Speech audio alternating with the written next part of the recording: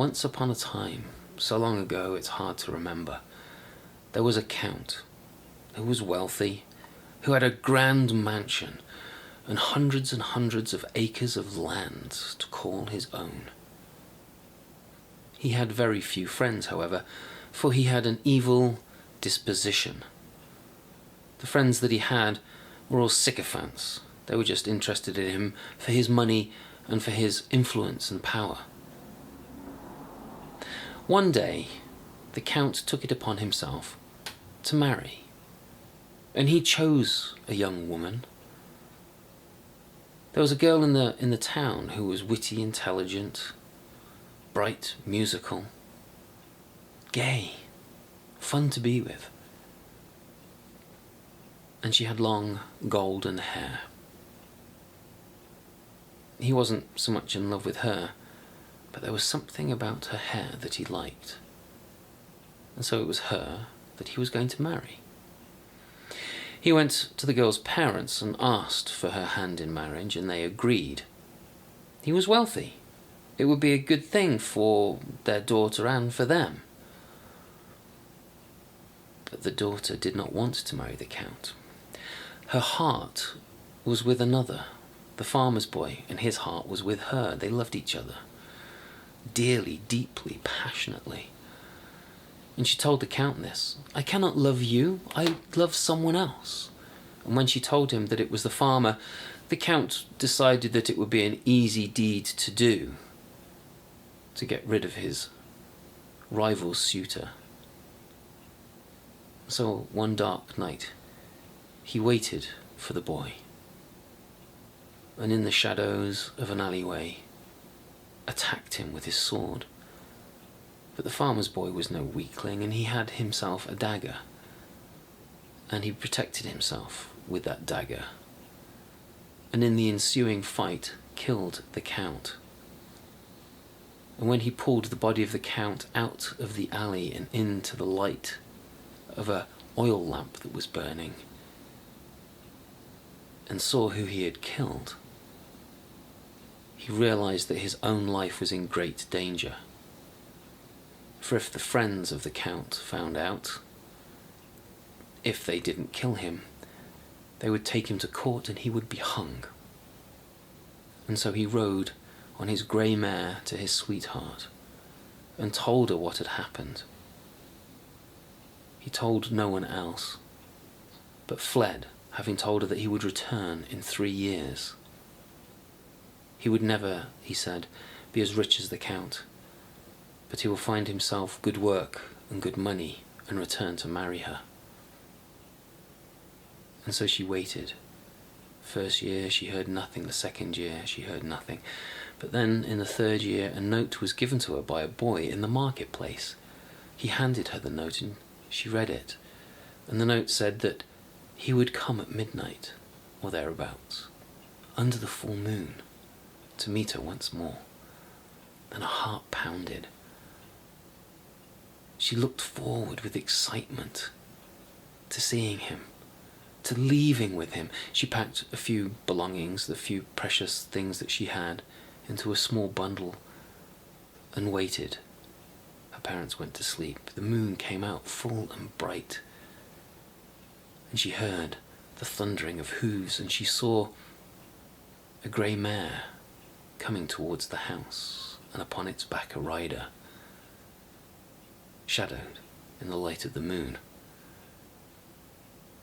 As the horse got closer, a cloud covered the moon, and the night was made darker still. The horse came to a halt outside the front of her house, and with a small bag of belongings, she ran outside.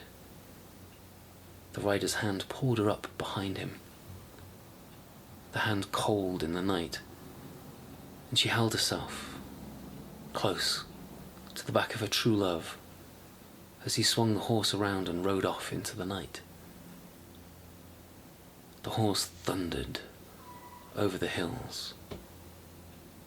They passed a graveyard, and she thought she heard voices calling from the graveyard, "Why do you ride behind the dead?" She looked behind her, but there was no one there. They rode on and on into the night. The darkness flashing by as the moon came out and hid and came out behind clouds. On and on they rode, past another graveyard, and again the voices called out, "Why do you ride behind the dead?" She turned, but there was nobody behind them. And on they rode, until a third graveyard they passed. And the voices and the laughter seemed harsher than the other two. And again a voice clearer than the rest called out, "Why do you ride behind the dead?" "I do not ride behind the dead," she called out. "I ride behind my true love." And the rider's head turned, and the hood was pulled back by the wind, and she saw that it was not her true love, but the face of the Count. The girl screamed in horror, and she tried to leap from the moving horse, a dangerous thing to do.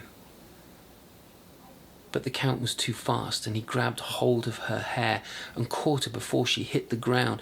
She was pulled back against the flanks of the horse. Her hands came up to grab hold of his hand, to try and take some of the pain, take some of her own weight.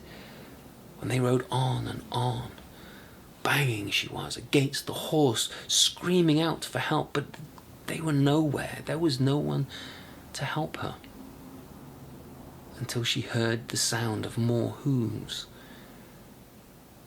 And the clouds departed from the sky, and the night was clear and bright with the moon, and she saw it was the farmer's boy, her true love, riding closer and closer, and she screamed for help, holding one hand out toward him. "Please help me, rescue me," she called. The Count laughed, and when she turned to look, she saw rising up out of the ground these great fiery gates, the gates of hell, and they were swinging open. The farmer's boy rode harder and harder and harder, but they were getting closer to the gates of hell, those fiery entranceways. Closer and closer they became. The boy reached out his hand, she reached out hers, and then with his other hand he pulled the sword from the scabbard that he carried and swung at the arm of the Count. He severed the girl's hair, caught her in his hand, and pulled her up to his chest, stopping the horse as the Count rode between the fiery gates of hell, which slammed closed. But the Count had what he wanted, the golden hair. And the boy had what he wanted, the girl with the golden hair, although it was now much shorter. And the girl had what she wanted, her true love. What makes the story a little bit better was that in those 3 years he'd become a very successful artisan and did very well. And they lived together happily. But the story doesn't quite end there. You see, after the Count had died, the retainers, the servants, left one after the other, for there was no one to pay them. The house started to fall into disrepair after a terrible storm, and a fallen tree with the roof broken in, the house began to rot and decay and fall apart. And those hundreds and hundreds of acres, nobody went there. There were rumours of the ghost of the Count. Nobody dared go there, even to poach. Strange noises were heard upon the grounds, even with no groundsmen there, no groundkeepers. But men being men, over a pint of beer, two decided that they would poach the deer that were there in the forest. Their families were hungry. And so on a moonlit night, they went into the woods, onto the land of the dead Count, and poached his meat. But that night, 2 screams were heard, terrifying screams. Not the kind of screams that make you run outdoors to see if you can help, but the kind of screams that send you shivering cold, the kind of screams that have you lock the doors, shut the windows, bolt the shutters.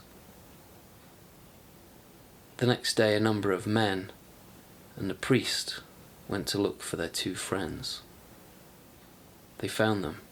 The one was dead, frozen with his hands like claws in front of his face, as if trying to keep something away. The other man, barely alive, his face ashen, his hair as silver as the moon that had been up in the sky that night, raving and ranting, trying to push something away from him. When people went to approach him, he fought them off. 3 men it took to bind him in leather straps, to protect him from himself and protect themselves from him. They covered the man's face, the dead man's face, with one of their coats.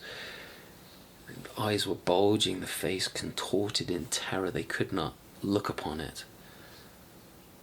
He was buried in the church, as was the man with the ashen face and the hair as silver as the moon, for he died a few days later. And since then, from that day to this, no one trespasses on the Count's land at night. No one. Golden Hair and the Count.